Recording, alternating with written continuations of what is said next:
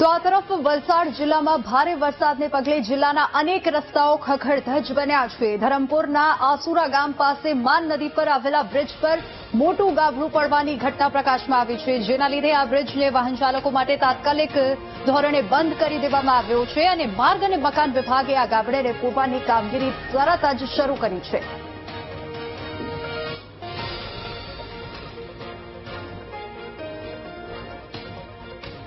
વાપીથી Shamlaji road national 56 જે કરવડથી ખાનપુર સુધી 2 વર્ષ અગાઉ 22.5 કરોડના ખર્ચે બનાવવામાં આવ્યો હતો।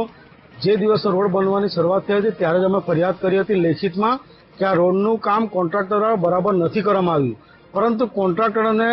અધિકારીઓના મિલીભગતના કારણે આજે જે માન નદીનો પુલ છે ત્યાં 2 જગ્યાએ કાણા પડી ગયા છે અને આ રસ્તો બંધ કરવાની નોબત આવી છે। જો કદાચ અધિકારીઓ ત્યારે જો આ કોન્ટ્રાક્ટર પર એક્શન લેવામાં આવ્યું હોત તો આજે પ્રજાએ હાલાકી ભોગવવાનો વારો ન આવ્યો હોત, કારણ કે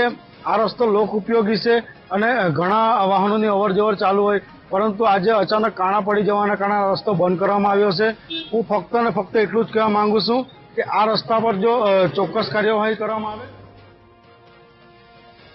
તો આ તરફ